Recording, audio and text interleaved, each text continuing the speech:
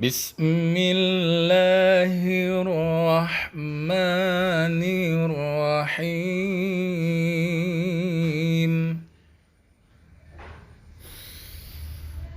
Yarfa'illahul ladzina amanu minkum walladzina utul ilma darajat.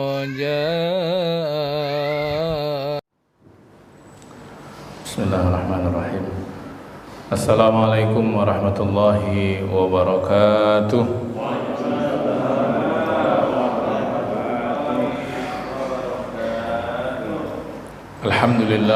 Alhamdulillahil qail fi muhkami tanzilihi min suratil bayyinati faqala wa ma umiru illa liya'budullaha mukhlishina lahuddin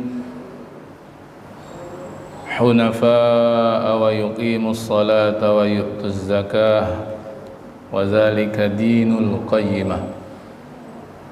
Sadaqallahul azim wa nahnu ala hazihil ayati insyaallahu minasyahidin wasyakirin walhamdulillahi rabbil alamin. Kaum muslimin wal muslimat, para jamaah salat zuhur yang dimuliakan Allah Subhanahu wa taala, alhamdulillah kita mengawali dengan mengungkapkan kembali rasa syukur kita kepada Allah Subhanahu wa taala. Masih lagi diberikan oleh Allah berbagai macam nikmat sehingga kita dapat terus dekat dengan Allah Subhanahu wa taala. Wabil khusus kita baru saja melaksanakan kewajiban dan keperluan kita sebagai seorang muslim, salat zuhur berjamaah. Mudah-mudahan Allah menerima semua amal ibadah kita. Allahumma amin ya rabbal alamin. Salawat dan salam kita sampaikan untuk baginda Rasul sallallahu alaihi wa alihi wasallam beserta keluarga beliau, pengikutnya sehingga akhir zaman. Kita pun berharap semoga kita digolongkan dalam barisan umat beliau yang berhak akan syafaatnya, syafaatul uzma, syafaat dari baginda Rasulullah sallallahu alaihi wa alihi wasallam. Para jamaah yang berbahagia, kesempatan zuhur hari ini adalah pertemuan yang kedua kita dalam kajian yang akan kita rutinkan pada bidang hadis dengan memakai kitab rujukan kitab Al-Arba'in lil Imam An-Nawawi rahimahullahu ta'ala, yang alhamdulillah pada pekan lalu sebagai pertemuan perdana untuk kajian hadis arba'in ini kita sudah membahas dengan cukup lengkap tentang siapa Imam Nawawi, mulai dari namanya ya, yang kalau ditulis di cover buku atau di depan buku itu, buku yang dalam bahasa Arab tentunya itu cukup panjang, Abu Zakaria Muhyiddin Yahya bin Syarab An-Nawawi, yang itu sudah kita preteli satu-satu. Abu Zakaria itu apa, Muhyiddin itu apa, dan siapa namanya ya, Yahya, Syarab, dan termasuk juga An-Nawawi, yang dengan nama ini justru beliau dikenali, paling populernya itu dikenal dengan nama Nawawi. Nah, itu yang pekan lalu sudah kita sampaikan penjelasannya, termasuk tentang kitab hadis arba'innya ya, kitab hadis arba'innya. Jadi pertemuan perdana itu kita mengenal orangnya, ulamanya, dengan buku yang kita kaji ya, yang itu subhanallah ya, kitab hadis arba'in ini kitab yang sangat tipis karena yang memuat hadis saja dan jumlahnya hanya 42 hadis. Tapi sampai hari ini kitab yang tipis itu masih lagi dipelajari oleh umat Rasulullah, umat Islam ini ya. Padahal kita tahu dengan beliau saja, dengan Imam Nawawi yang wafat di abad ke-7 Hijriah, sedangkan kita hari ini di abad ke-15, itu bermakna terbentang 8 abad kita dengan beliau. Bayangkan betapa banyak jariyah yang didapatkan oleh Imam Nawawi baru dari kitabnya yang kecil itu, belum Riyadhus Shalihin ya. Ini saya sempat pegang ini Al-Azkar ya. Al-Azkarnya juga, kitab-kitab yang lain. Ulama yang meninggal di usia cukup muda, usia 40-an, juga tak sempat menikah, tapi jariah dari ilmunya itu terus, bahkan insya Allah akan berlangsung sampai hari kiamat. Di mana masih ada umat Islam, biasanya kitab beliau ini jarang ditinggalkan oleh umat Islam untuk dipelajari ya, termasuk kita di Masjid Ibnu Rus ini mempelajari insya Allah kitab hadis Arba'in. Karena itu di pertemuan yang pertama ini, untuk pembahasan hadisnya ya, kita mulai di hadis yang pertama. Ini pertemuan kedua ya. Kita mulai masuk hadis yang pertama. Saya bacakan dulu hadisnya. Hadisnya sahih ya, hadisnya sahih diriwayatkan oleh dua imam hadis yang besar. Ya, Abu Abdullah Muhammad bin Ismail bin Ibrahim bin Al-Mughirah yang dikenal dengan Imam Al-Bukhari ya. Juga diriwayatkan oleh Imam Abul Husain Muslim bin Al-Hujjaj bin Muslim Al-Kushairi atau yang lebih dikenal dengan Imam Muslim. Jadi hadis yang akan disampaikan di hadis yang pertama ini diriwayatkan oleh dua orang ulama yang hebat dalam bidang hadis, Imam Bukhari, Imam Muslim. Biasanya kalau ada hadis ya, ada hadis diriwayatkan oleh dua imam ini, dia punya istilah khusus, muttafaqun alaih. Kalau pernah dengar istilah ini ya, kalau misalnya kita baca buku hadis yang terjemahan, tiba-tiba dalam kurung di akhir itu ada kalimat muttafaqun alaih, berarti hadis yang tadi baru kita baca itu diriwayatkan oleh Imam Bukhari dan Imam Muslim. Kadang-kadang juga disebut rawahu syaikhani. Rawahu, diriwayatkan hadis itu asy-syaikhani, oleh dua orang syekh. Maksudnya adalah Bukhari Muslim lagi. Nah, ini ya kalau kita jumpa hadis yang kemudian disebut muttafaqun alaihi atau rawahu syaikhan. Dengan sanad keduanya bersambunglah sampai kepada an Amiril Mukminin Abi Hafsin Umar ibnu Al-Khattab radhiyallahu anhu qala sami'tu Rasulullah sallallahu alaihi wasallam yaqul innamal a'malu binniyat wa innama likulli imri'in ma nawa faman kanat hijratuhu ila Allah wa rasuli fahijratuhu ila Allah wa rasuli wa man kanat hijratuhu lidunya yusibuha aw imra'atin yankihuha fahijratuhu ila ma hajara ilaih. Nah, ini hadisnya ya. Jadi diriwayatkan oleh Bukhari Muslim dengan sanad keduanya sampailah kepada sahabat Umar ibnu Al-Khattab radhiyallahu an. Lihat di sini tadi disebut, ada sebelum disebut nama Umarnya ada Amirul Mukminin ya, Abi Hafs. Nah, Amirul Mukminin, Amir ya.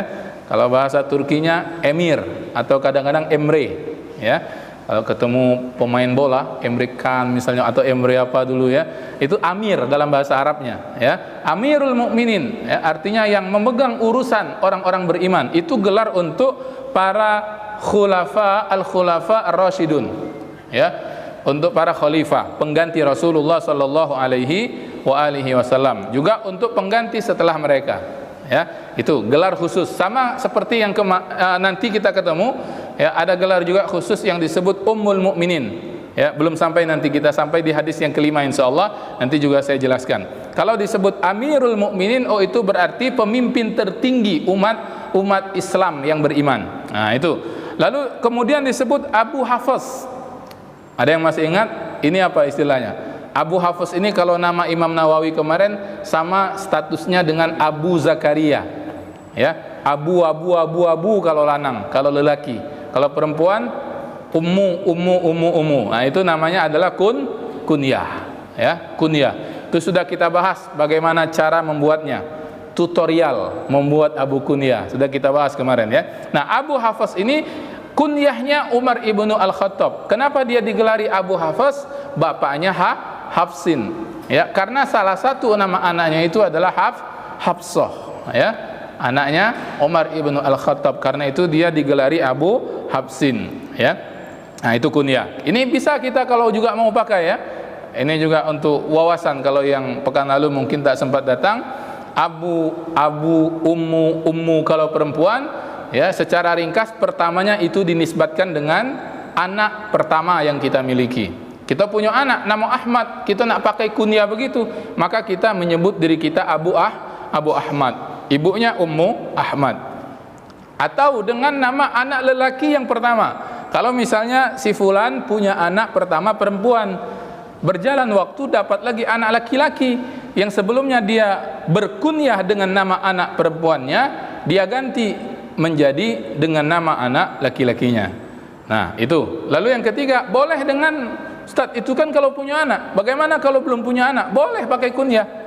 Baik belum punya anak itu untuk orang yang menikah tapi belum dapat anugerah anak, atau memang yang memang belum menikah, boleh tak pakai kunyah Ustaz? Boleh. Niat saja itu bahwa aku nak pakai kunyah, nanti mudah-mudahan kalau saya sampai usia berkeluarga, kunyah saya pakai ini untuk nama anak saya nanti. Bisa ya. Orang Arab suka begitu, mereka suka pakai kunyah ya. Karena itu sering saya sebutkan, ini juga sudah dipakai oleh orang kita. Tengok di sosial media itu ya, akun abu-abu banyak ya, di IG banyak ya, mungkin di Twitter juga banyak dan sebagainya ya. Yang sering keluar masuk TV juga ada ya, pakai abu-abu dan sebagainya ya. Baik itu. Nah, kemudian Umar ibnu Al-Khattab ya, Umar ibnu Al-Khattab ini khulafa yang kedua, ghaniyun anit ta'rif ya, tak dikenalkan sudah terkenal beliau ini. Ya, tapi ada satu yang ingin saya sampaikan dari sosok beliau ya, bahwa beliau ini kita mengenalnya sebagai, dulu sebelum masuk Islam termasuk orang yang sangat keras dengan Rasul. Ya, sangat keras dengan Rasul, dan kita bahkan baca bahwa ya, sebab dia masuk Islam di antaranya diawali oleh keinginannya untuk menemui dan memukul Rasulullah sallallahu alaihi wasallam. Umar ini sampai kemudian ditakdirkan belum lagi bertemu dengan Rasul dengan niatnya tersebut, dia kemudian lebih dulu bertemu dengan adik perempuannya, dengan suaminya, iparnya, yang kemudian asbab mereka itu, singkat cerita, lalu kemudian Umar ibnu Al-Khattab masuk ke dalam Islam. Nah, orang yang sebelum masuk Islam sangat memusuhi Nabi, benci dengan Nabi, pengen pukul Nabi, tapi ketika hidayah itu sampai kepada beliau, ya, justru beliau pula orang yang paling berani membela Nabi SAW. Termasuk di antara orang yang paling pertama berani sholat di depan Ka'bah. Di saat Ka'bah saat itu masih ya, dikelilingi oleh patung-patung berhala. Ya, yang duluan dari beliau banyak masuk Islam, tapi ibadahnya sembunyi-sembunyi, khawatir, takut. Tapi Umar ini berani. Ya. Nah, orang yang sebelumnya, kalau hari ini kalau mau kita ibaratkan, bergelimang misalnya dosa dan maksiat, tapi ketika dapat hidayah justru taubat, justru banyak beramal soleh. Nah, itulah Umar itu. Sebelum masuk Islam beliau kemudian sangat benci, memusuhi Nabi, tapi justru ketika masuk Islam ya, dia menjadi pembela Nabi. Bahkan orang yang dulu membenci Nabi itu, hari ini justru makamnya di samping baginda Rasulullah sallallahu alaihi wasallam. Ya, kalau Bapak Ibu ada yang sudah pernah berangkat haji atau berangkat umrah, setiba saja ziarah ke Masjid An-Nabawi, masuk dari pintu paling depan ya, di depan mihrab imam, dari sebelah kanan masjid masuk, memang itu untuk laluan orang ziarah, tak dipakai untuk sholat itu kan, laluan untuk orang ziarah, dibuka ya, orang akan masuk untuk ziarah sampai di ujung ya, sebelum kemudian keluar melalui pintu sebelah kiri masjid itu kita akan melalui makam, dimulai dengan makam baginda Rasul sallallahu alaihi wasallam. Sebelahnya siapa? Sayyiduna Abu Bakar As-Siddiq radhiyallahu an. Sebelahnya siapa? Sayyiduna Umar ibnu Al-Khattab radhiyallahu an. Lihat sosok yang dulu membenci Nabi, justru setelah dia masuk Islam ya, dia kemudian sampailah menjadi khalifah yang kedua sepeninggal Abu Bakar As-Siddiq, dan justru pada akhirnya beliau dimakamkan di samping Rasul sallallahu alaihi wasallam. Ini sosok yang luar biasa ya, tak perlu diceritakan, keberaniannya luar biasa, sampai kita ketemu itu riwayat yang menyebutkan bukan dari kalangan manusia baik yang takut dengan Umar ibnu Al-Khattab ini, bahkan syaitan pun takut. Ya, jin pun takut. Sebaik saja Umar itu lewat di satu jalan, kalau di situ misalnya sedang ada setan nongkrong, misalnya kan tidak kelihatan ya, dia akan berlari, dia akan cari jalan lain baik daripada berpapasan dengan Umar. Ya, Lain dengan kita, kalau kita setan meloi ya. Iya. Kalau Umar setannya yang cari jalan lain, berlari saking takutnya dengan Sayyiduna Umar ibnu Al-Khattab radhiyallahu anhu. Hadis ini beliaulah yang meriwayatkan. Hadis yang pertama yang akan kita sebutkan ini ya. Nah, ini jadi kalau ngaji hadis yang pakai kitab senangnya begitu. Ya, kita akan jelaskan dulu siapa yang meriwayatkan hadisnya ya. Baik, kita lihat sekarang isi hadisnya, matan hadisnya. Sami'tu Rasulullah sallallahu alaihi wasallam yaqul. Tadi Umar ibnu Al-Khattab radhiyallahu anhu berkata, saya pernah mendengar, sami'tu Rasulullah sallallahu alaihi wasallam bersabda. Nah, jadi yang setelah ini kalimatnya Nabi. Apa kata Nabi? Innamal a'malu binniyat. Sesungguhnya perbuatan kita ini ya, itu tergantung dengan apa yang dia niatkan. Wa innama likulli imri'im ma nawa. Dan setiap perbuatan itu akan mendapatkan balasannya mengikut apa yang diniatkan. Faman kanat hijratuhu ila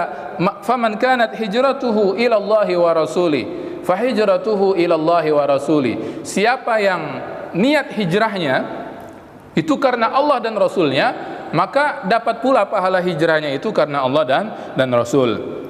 Wa man kanat hijratuhu lidunya yusibuha. Siapa yang niat hijrahnya karena tujuan dunia yang ingin dia raih, aw imra'atin yankihuha, atau karena ingin perempuan yang mahu dia nikahi, fa hijratuhu ila ma hajara ilai. Maka niat hijrahnya itu pahalanya pula akan mengikut dengan apa yang dia niatkan itu. Nah, ini hadis yang subhanallah luar biasa. Dan Imam An-Nawawi suka sekali meletakkan hadis ini di awal kitab beliau, karena menurut beliau pentingnya hadis ini untuk disampaikan. Di hadis Arba'in ini yang jumlahnya 42 hadis, Imam Nawawi letakkan hadis ini menjadi hadis yang pertama. Dalam kitab Riyadhus Shalihin yang isinya ratusan hadis, ya 400-500an hadis, ya, bab yang pertama itu tentang babul ikhlas wa ihdarin niyah, bab tentang ikhlas dan menghadirkan niat. Dan hadis ini yang dipilih oleh beliau untuk membuka bab tersebut, sekaligus membuka bab dalam kitab Riyadhus Shalihin. Dalam kitab Al-Azkar, ya, ini kitab bicara tentang zikir-zikir, ya, tentang zikir-zikir. Beliau juga meletakkan hadis ini menjadi hadis yang pertama, menunjukkan tentang keutamaan dari hadis yang akan kita pelajari atau kita diskusikan ini. Bahkan ini kita dapatkan misalnya dalam kitab Al-Wafi, dalam syarah kitab hadis Arba'in ini disebutkan ada qaul dari Imam Abu Daud bahwa beliau mengatakan hadis ini separuh dari agama. Karena agama itu kalau mau dibagi, kata beliau, ya, baik itu amalannya yang zahir, dari segi amalan ya zahir ada yang disebut amalan batin. Yang zahir itu amal yang kelihatan, salatnya ya dan sebagainya. Yang batin kata beliau niatnya. Nah, karena itu beliau menyebut hadis yang akan kita sampaikan ini ya separuh daripada agama. Ya, ada lagi kaul bahkan dari Imam Asy-Syafi'i, ya, dikatakan bahwa hadis innamal a'malu binniyat ini sulusul ilmi, sepertiga ilmu pengetahuan. Ya, sepertiga ilmu pengetahuan. Karena kata beliau bahwa kita ini amal ibadah kita juga itu satu dengan hati, yang kedua dengan lisan, yang ketiga dengan jawarih, dengan anggota badan. Maka niat ini itu masuk ke dalam amalan hati. Karenanya beliau menyebut dia sepertiga daripada ilmu pengetahuan. Karena itu bukan hanya Imam Nawawi, juga ulama yang lain banyak sekali yang suka meletakkan hadis ini di awal bab, di awal pembahasan kitab-kitab mereka. Dan Imam Nawawi tadi saya sebut paling tidak memulai 3 kitab beliau dengan hadis ini. Kitab hadis Arba'in yang kita pelajari, kitab Riyadhus Shalihin, dan kitab Al-Azkar. Ya, itu kitab yang semuanya dikarang oleh Imam An-Nawawi rahimahullahu taala. Baik.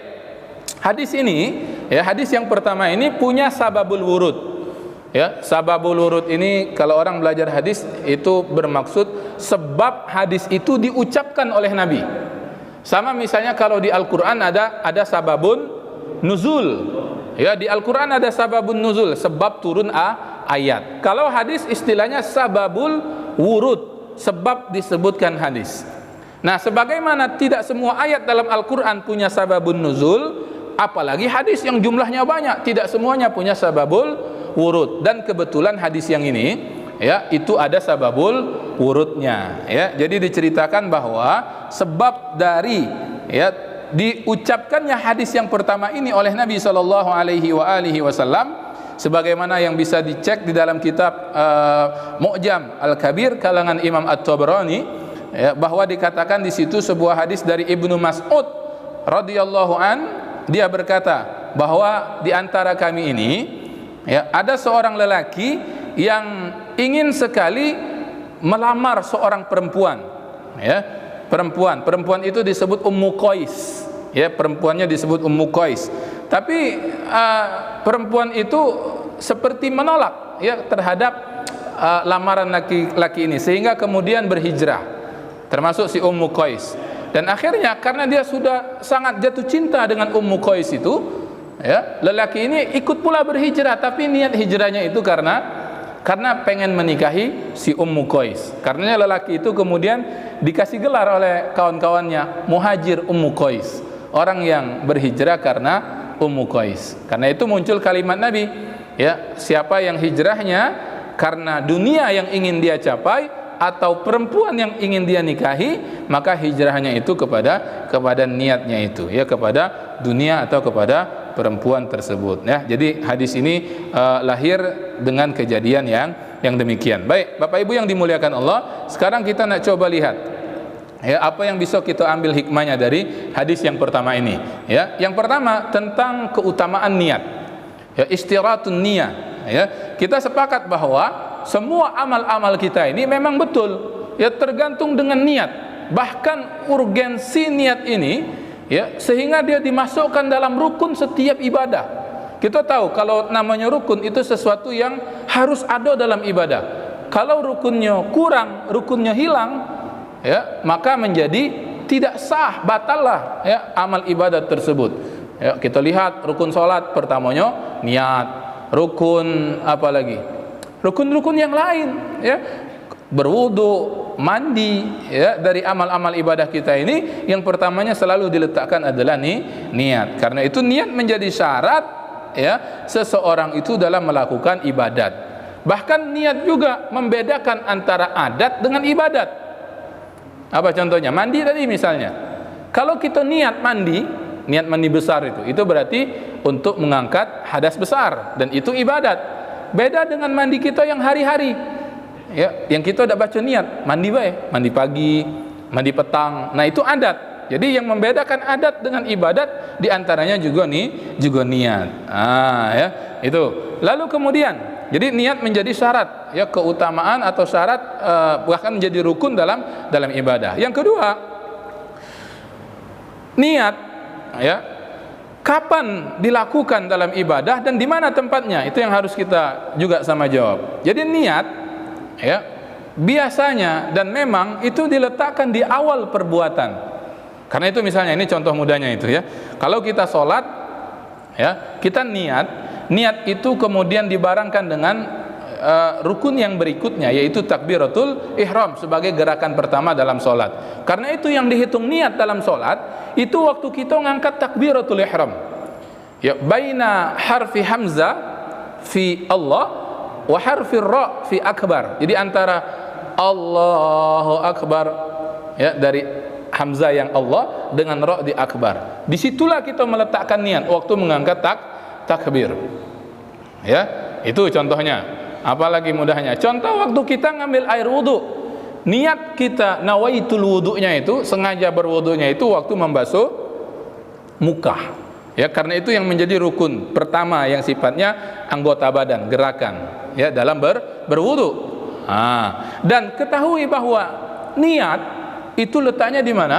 Dalam hati, ya, mahalluhal qalb, tempat niat itu adalah di dalam hati. Karena dia dalam hati, amalan hati sifatnya lintasan, ya, cuman kita lintas ke bawah. Niat itu dalam hati waktu memulai ibadah. Contoh misalnya sholat, waktu kita ngangkat takbiratul ihram, Allahu akbar, ya, lintaskan dalam hati bahwa kita sholat itu, sholat zuhur itu, ya, sholli fardhu zuhri, ya, yang kita baca biasanya begitu. Nah, itu tapi tak perlu juga diterjemahkan satu-satu kalimat usollinya itu. Ya, maksudnya begini, tak perlu kemudian kita eja dalam hati waktu ngangkat takbir itu. Sengaja aku sholat fardu zuhur 4 rakaat ngadap kiblat sebagai makmum fardu karena Allah Ta'ala. Lama jadi juga ngangkat takbir. Namanya lintasan hati cepat dia itu. Ya, dan ini mungkin kalau kita memang baru mengenal misalnya perkara ini, kadang-kadang heran macam dulu kita itu. Ada salah seorang guru kita di pesantren, kalau sholat ngangkat takbirnya cepat ya. Allahu Akbar. Wih, cepat betul dia niat dalam hati itu. Karena hati itu lintasan saja. Ya, tidak perlu Allahu Akbar. Lama. Waktu ditanya, "Ngapa lama, Pak? Tuan Imam tadi angkat takbir." Aku berniat. Tidak perlu begitu juga. Ya, tidak perlu begitu juga. Jadi lintasan hati saja. Sama juga ketika kita berwudu. Waktu kita membasuh muka, ya, dalam hati kita itu sengaja berwudu untuk angkat hadas kecil tadi fardu karena Allah Subhanahu wa taala. Nah, Ustaz, kalau memang kemudian niat tadi tempatnya dalam hati dan dia lintasan, lalu yang selama ini kalau di antara kita ada yang membaca usolli kalau salat, nawaitul wudu, ya, kalau kemudian berwudu, nawaitul ghusla kalau itu mandi, itu apa? Apa itu niat atau bukan? Ngapa dilafazkan? Apakah boleh atau tidak? Apa justru bid'ah? Misalnya begitu kan, kalau mau dilebarkan lagi. Nah, ya, pertama istilahnya dulu. Ya, yang selama ini kita lakukan dengan mengucap usolli dalam solat, baik solat sunnah maupun solat wajib, atau misalnya nawaitu dalam wudu, dalam mandi dan yang lainnya, itu dalam ilmu fikih, ya, dalam kitab-kitab fikih sering disebut dengan at-talaffuzu fin niyah, pelafasan niat walaisatin niat, tapi dia bukan niat itu sendiri. Paham ini maksudnya? At-talaffuz, pelafasan niat, tetapi dia bukan niat itu sendiri.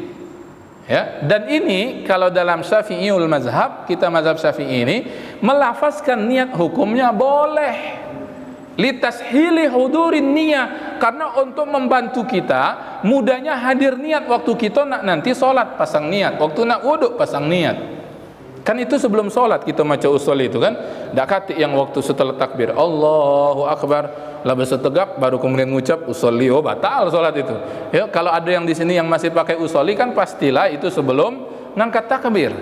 Nah, itu membantu untuk hadirnya niat pada waktu ibadah tersebut. Ya, istilahnya tadi apa? At-talaffuzu fin niyah. Ya, mudahnya untuk hadirnya niat. Jadi ini belum niat, belum dikira niat, belum dihitung niat, tapi niatnya nanti pada waktu permulaan ibadah tersebut. Ya, dan ini juga membantu Pak at-talaffuzu ini, terutama misalnya dalam konteks kita ngajari budak-budak, ngajari anak-anak. Kan dulu TK-TPA dulu kalau saya ya, enggak tahu yang lain, itu diajarkannya juga usolli, kalau belajar sholat usolli. Saya lihat anak-anak hari ini diramai sekolah-sekolah, Raudatul Atfal, TK, Islam dan sebagainya, juga diajari usolli. Kenapa? Karena itu bisa membuat mereka ada tasawur, ada gambaran. Ini sholatnya sholat apa? Anak tuh bingung Pak kalau langsung kasih tahu. Nah, nanti kalian itu niat ya, niat sholat fardu, niatnya itu waktu ngangkat takbir antara huruf hamzah dengan huruf ro. Bengong nanti budak-budak itu, apalah yang diucapkan guruku ini. Tapi kalau kemudian dipinta baca usolli, hafalkan kalau sholat zuhur ini, nah, nanti insya Allah seperjalanan waktu dia akan paham. Ya, kalau kemudian dia sampai pada pengetahuan bahwa ini namanya at-talaffuzu fin niyah, pelafasan dalam niat untuk membantu hadirnya niat. Ya, nah, memang tetap akan ada mungkin di antara kelompok umat Islam yang kukuh misalnya tidak boleh pakai at-talaffuz tadi, tak boleh usolli, tak boleh nawaitu dan seterusnya. Ya, itu silahkan. Ya, silahkan. Jadi ini perbedaan khilafiyah yang masing-masing kita hendaknya saling salamatus sadar, saling berlapang dada.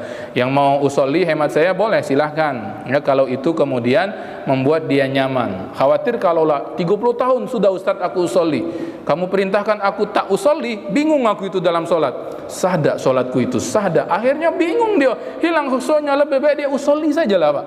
Karena itu tidak membuat solat kita jadi cacat dan sebagainya. Ya, kalau misalnya Ustaz, aku memang lala mau dak usolli, boleh tak? Nah, boleh, silahkan teruskan saja.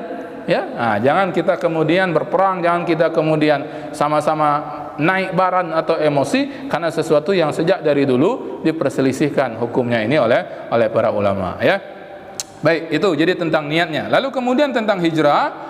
ya, hijrah ini pernah ada satu ungkapan dari Rasul sallallahu alaihi wasallam ketika beliau mengatakan la hijrata ba'dal fathi. Tidak ada lagi istilah hijrah setelah peristiwa Fathu Makkah. Peristiwa yang hebat, nanti kalau ketemu dengan hadis yang mungkin bersinggungan dengan peristiwa Fathu Makkah kita bahas secara detail. Tapi maksudnya di sini adalah tidak ada hijrah lagi ba'dal fathi, bahwa umat Islam itu sudah sampai di puncak kemenangan ketika mereka kemudian diterima dengan lapang dada, ya, diterima dengan tanpa perlawanan oleh orang-orang Quraisy Mekah saat itu. Pada waktu Rasul dari Madinah niatnya untuk umroh, ya, niatnya untuk haji, ya, sekaligus juga untuk kemudian nengok tempat di mana asal dia bertumbuh kembang, ya, dari beliau lahir dan kemudian membesar, kota Mekah. Nah, tapi hijrah dalam makna yang luas masih akan tetap terus berlangsung. Ya, hijrah dari kekufuran menuju keimanan, hijrah dari kezaliman menuju keselamatan, hijrah dari maksiat kepada taubat dan ibadat, ya, hijrah dari buruk menjadi baik. Ya, juga hijrah boleh jadi dari tempat yang kufur menuju tempat yang sentosa, selamat, yaitu darul al-Islam. Ya. Jadi ini Bapak Ibu sekalian yang dimuliakan Allah, tentang urgensi hadis yang pertama ini, karena ini nanti sangat berpengaruh terhadap hasil yang kita beroleh, pahala yang kita dapatkan dari amal ibadah kita. Boleh jadi amalnya nampak kecil, tapi karena niatnya betul, ya, niatnya benar, besar nilainya di sisi Allah. Sebaliknya juga begitu. Itulah kalimat Arab, ya, ungkapan Arab yang mengatakan rubba amalin saghirin, betapa banyak amalan yang nampaknya kecil, yukabbiruhu an-niyat, tapi dihitung besar karena niatnya yang benar, niatnya yang sahih. Tapi sebaliknya, rubba amalin kabirin, betapa banyak amal yang nampak besar, tapi mungkin karena ada unsur riya, unsur minta besarkan, ada kesombongan, ada merasa lebih dan sebagainya, yusaghiruhu an-niyat, karena niat-niat yang salah tadi ternyata di sisi Allah kecil, ya, amal yang nampak besar tersebut. Bahkan boleh jadi justru tidak mendapatkan pahala dari sisi Allah Subhanahu wa taala. Jadi niat ini kita betulkan, karena Allah sendiri dalam Quran surah Al-Bayyinah, dan ini menjadi penutup majelis kita penyampaiannya. Nanti silakan kalau ada yang bertanya. Allah Subhanahu wa taala mengatakan wa ma umiru illa liya'budullaha mukhlishina lahud din hunafa.